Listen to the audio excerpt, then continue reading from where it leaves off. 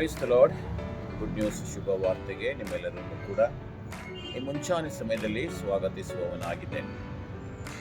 ಪ್ರಿಯರೇ, ಈ ಒಂದು ಮುಂಚಾನೆ ಸಮಯದಲ್ಲಿ ದೇವರ ವಾಕ್ಯವನ್ನು ನೋಡಿಕೊಳ್ಳೋಣ. ನಮ್ಮ ಸತ್ಯವೇದಗಳನ್ನು 2 ತಿಮೋತಿ 2ನೇ ಅಧ್ಯಾಯ 5ನೇ ವಚನವನ್ನು ನಾವು ನೋಡ್ತಾ ಇದ್ದೇವೆ.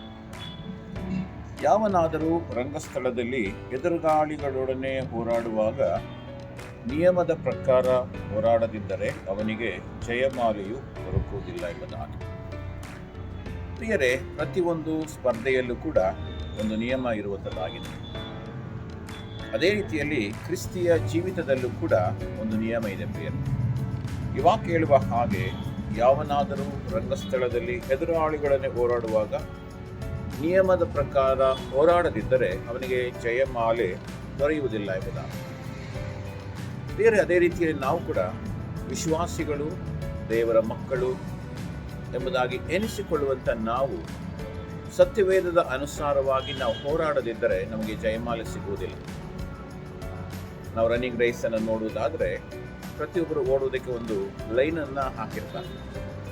ಆ ಲೈನನ್ನು ದಾಟಿ ಪಕ್ಕದ ಲೈನ್ಗೆ ಹೋದರೆ ಅವನು ತಪ್ಪಿಗಸ್ತನು ಎಂಬುದಾಗಿ ನಾವು ನೋಡ್ತೇವೆ. ಅದೇ ರೀತಿಯಲ್ಲಿ ಕ್ರಿಸ್ತಿಯ ಓಟದಲ್ಲೂ ಕೂಡ ದೇವರು ಕೆಲವು ನಿಯಮಗಳನ್ನು ನಮಗೆ ಕೊಟ್ಟು ಆ ನಿಯಮಗಳ ಪ್ರಕಾರ ಓಡಬೇಕು ಎಂಬುದಾಗಿ ನಮ್ಮನ್ನು ತಿಳಿಸಿದ್ದಾನೆ. ಆ ನಿಯಮಗಳ ಪ್ರಕಾರ ನಾವು ಹೋರಾಡದಿದ್ದರೆ ನಾವು ಜಯಮಾಲೆಯನ್ನು ಹೊಂದುವುದಕ್ಕೆ ಸಾಧ್ಯವಾಗುವುದಿಲ್ಲ. ಆದ್ದರಿಂದ ಈ ಮುಂಚಾನೆ ಸಮಯದಲ್ಲಿ ಪ್ರಿಯರೇ, ಈ ವಾಕ್ಯವನ್ನು ಕೇಳಿಸಿಕೊಳ್ಳುತ್ತಿರತಕ್ಕಂಥ ನಿಮ್ಮೆಲ್ಲರನ್ನು ಕೂಡ ನಾನು ಉತ್ತೇಜಿಸ್ತೇನೆ. ನಾವು ಪ್ರತಿದಿನ ದೇವರು ಹಾಕಿರ್ತಕ್ಕಂಥ ನಿಯಮಗಳ ಪ್ರಕಾರ ನಾವು ಹೋರಾಡಬೇಕು.